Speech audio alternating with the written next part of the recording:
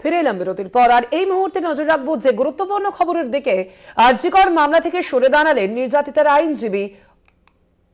অযাচিত হস্তক্ষেপ বৃদ্ধার বিবৃতিতে উল্লেখ করা হয়েছে। এর পাশাপাশি আরো বেশ কিছু বিষয় উল্লেখ করা হয়েছে। কিছু নির্দিষ্ট কারণ এবং পরিস্থিতির জন্য বাধ্য হয়ে এই সিদ্ধান্ত নেওয়া হয়েছে।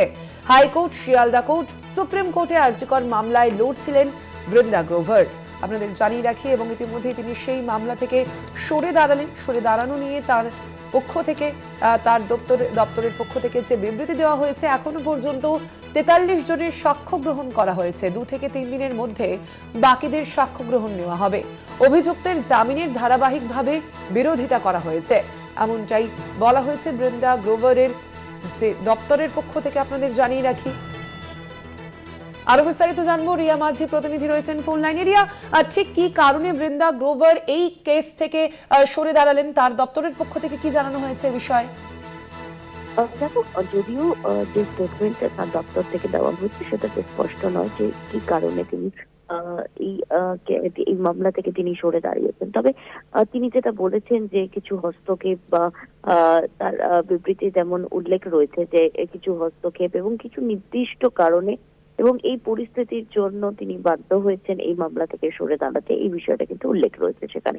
এবং তিনি নিজে থেকে এই মামলা থেকে সরে দাঁড়িয়েছেন এবং এই মামলা থেকে নিজেকে প্রত্যাহার করেছেন। কারণ এবং তোমাকে জানিয়ে রাখবো যে শুধু হাইকোর্ট বা এই ট্রায়াল কোর্ট নয়, সুপ্রিম কোর্ট থেকেও কিন্তু তিনি নিজেকে, মানে এই পুরোপুরি বলতে গেলে যে আরজি করের যে রেপ অ্যান্ড মার্ডার কেসের যে মামলা, সেই মামলা থেকেই তিনি নিজেকে সরিয়ে নিয়েছেন এবং তার যে দপ্তর, তার দপ্তরের তার যারা জুনিয়র, তারাও আর এই মামলার সঙ্গে যুক্ত থাকবেন না বলে এমনটাই কিন্তু বিবৃতিতে জানিয়েছেন। এবং তিনি আরো বলেছেন যে আরজিকর মামলায় তিনি লড়ছিলেন এবং সেখানে এখনো পর্যন্ত প্রায় 43 জনের সাক্ষ্য গ্রহণ করা হয়েছে এবং সেখান থেকে দাঁড়িয়ে 2-3 মধ্যে আরো বাকি সাক্ষ্য গ্রহণও করা হবে, সেটাও সম্পন্ন করা হবে। এবং অভিযুক্তদের যে লাগাতার জামিন করে গিয়েছে ধারাবাহিকভাবে, সেই বিষয়টাও তিনি মেনশন করেছে।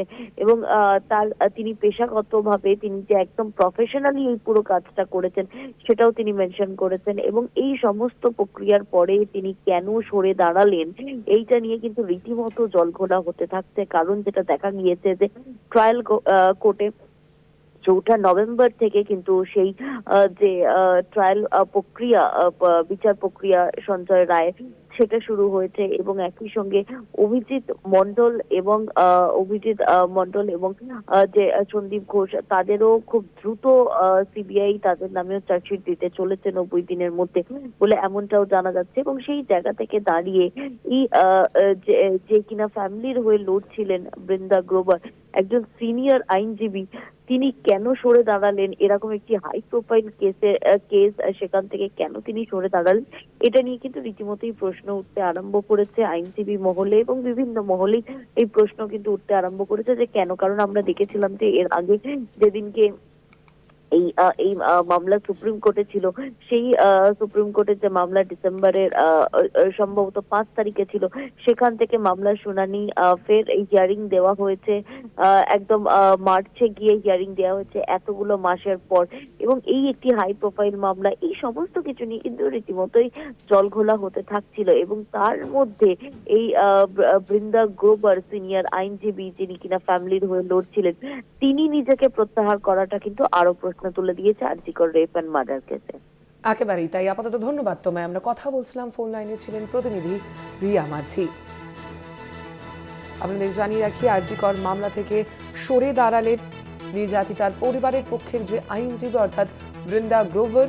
তিনি এই মামলাটি লড়াই করছিলেন সুপ্রিম কোর্টে। গত সেপ্টেম্বর মাসে আরজিকর মামলার নির্যাতিতার পরিবারের পক্ষ থেকে লড়ার দায়িত্ব নিয়েছিলেন বৃন্দা গ্রোভার, এবং তার পরবর্তীতেও আমরা দেখেছি তার দপ্তরের পক্ষ থেকেই এই মামলাটি সামলানো হয়েছে। তবে তিনি এবার ঘোষণা করলেন যে এই আরজিকর মামলা থেকে তিনি সরে দাঁড়ালেন।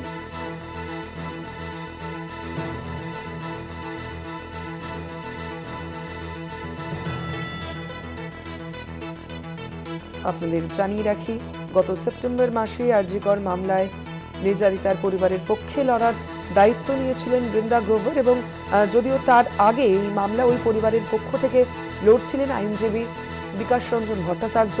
পরে তার জায়গায় বৃন্দাকে নিয়োগ করেছিলেন নির্যাতিতার পরিবার এবং এবার সেই মামলা থেকে, সেই দায়িত্ব থেকেই সরে দাঁড়ালেন বৃন্দা গ্রোভার।